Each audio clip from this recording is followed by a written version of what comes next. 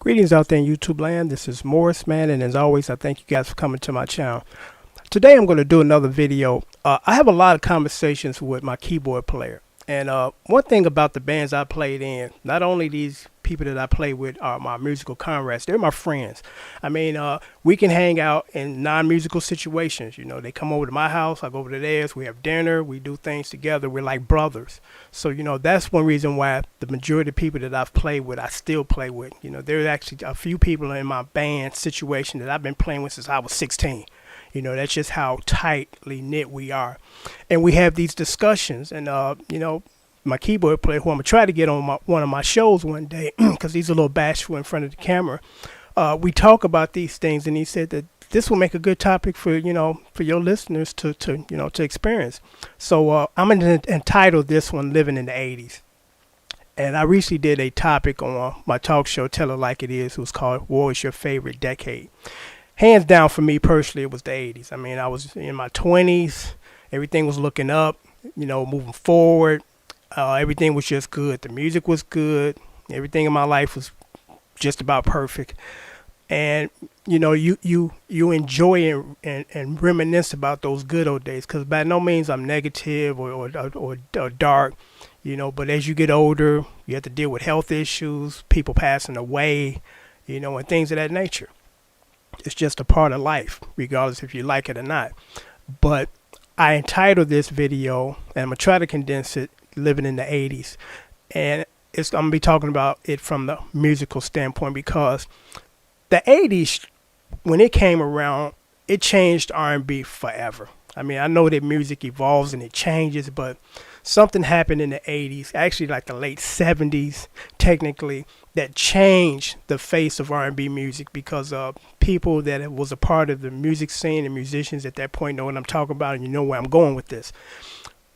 I started playing guitar in my teens, in the 70s, and, you know, that style of music at that time, structure-wise, R&B tunes, they had two guitar players. One guy playing the rhythm, another guy playing the little chicken picking, the lines and the lead stuff. And even a lot of bands even had two keyboard players. They had the piano guy and kind of the organ guy thing. So, or clavinet. So, something happened in the late 90s or the late 70s that changed music for R&B forever, because synthesizers came into the play. And when synthesizers came into the play, and they were created by a gentleman by the name of Robert or Bob Moog, the Moog synthesizers.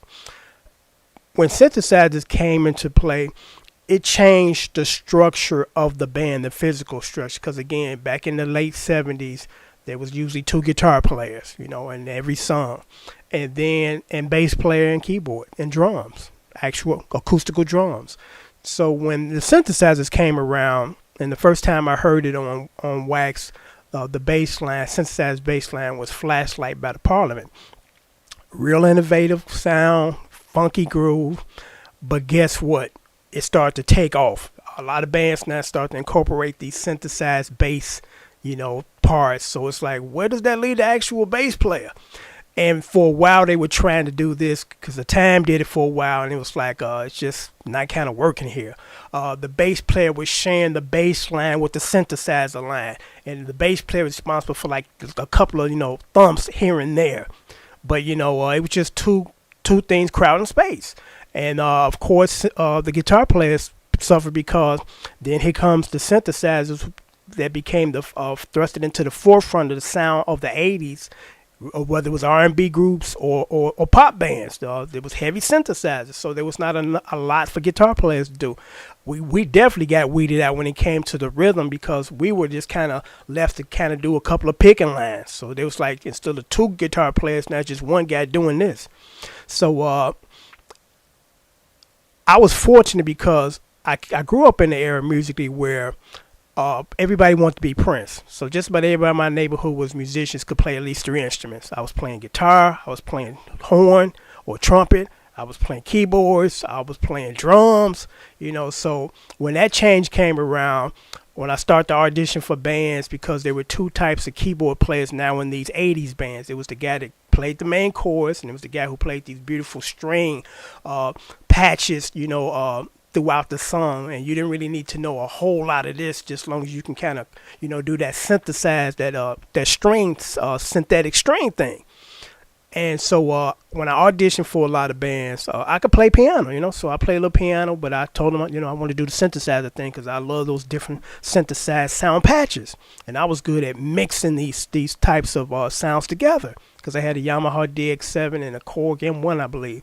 So for a long time, people didn't even know I played guitar because during the 80s, I was like, yeah, baby, jump, and playing Van Halen, Jump, the synthesized line, the opening, all that stuff. So I was fortunate because I was able to kind of shift my game, so to speak, from guitar playing to piano playing, because for a long time I put my guitar up under the bed. I mean, literally, it stayed there for several years because I was playing synthesizer. I mean, I love the 80s and that era of playing these beautiful strings and exotic synthesized sounds and patches.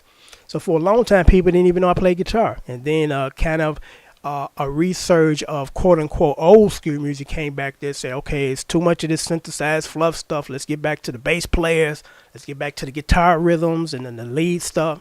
So then I went back, and picked up my guitar again and started playing. But I guess the point I'm making is it's good to be versatile and not be closed-minded.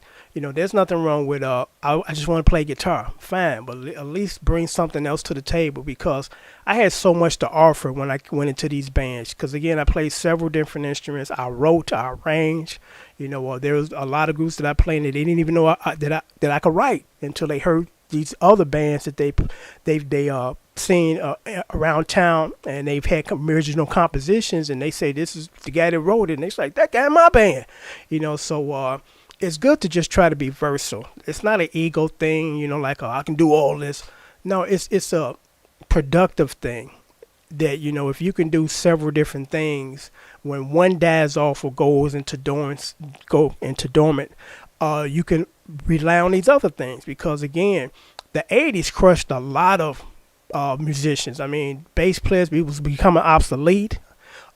Guitar players become obsolete because everybody was doing, again, the synthesized thing, and then drummers when they came into the studio. We don't need you because we got drum machines. So, it's important to be able to have different things that you can fall back on in life, as opposed to this is just my one-trick pony.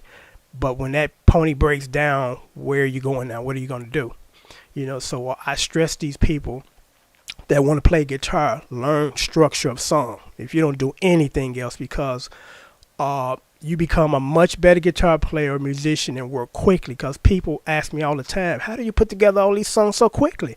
It's not that I have all day to sit around to do this. I have a plan, a structure. It doesn't take me that long to learn most of these songs, except for the Al Green stuff, because that's going to take you a while. The Luther Vandross, the Anita Baker, the Steely Dan, those groups, you're going to have to sit down and map out and chart out their songs, because it's not a cakewalk. But, the stuff of today, 3-chord songs.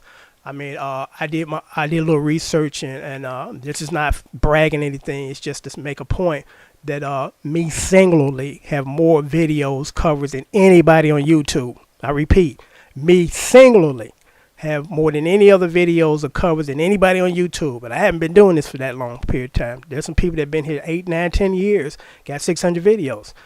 So it lets you know that what I do is working, and what I do can work for you too, because again, I have DVDs for sale, and they walk you through cutting through the chase of this stuff that you're going to spend a year to learn, which is not going to be useful in your plan. And this is the stuff you need to focus on, because this is just going to come in to play just about every time you pick up your guitar or your instrument. So I'm going to wrap this one up, because again, I'm entitling this living in the 80s and what took place musically that changed the landscape for music basically forever. But there are some groups that are trying to research that 70s thing where we have all real players, no synthesized drums and no synthesized bass loops or synthesized loops. These are just guys that are playing, and I thank God that I grew up in that era, because a lot of things took place in the 60s and the 70s that just really shaped me as a musician and as a person. So, and until next time, take care, and thanks for watching.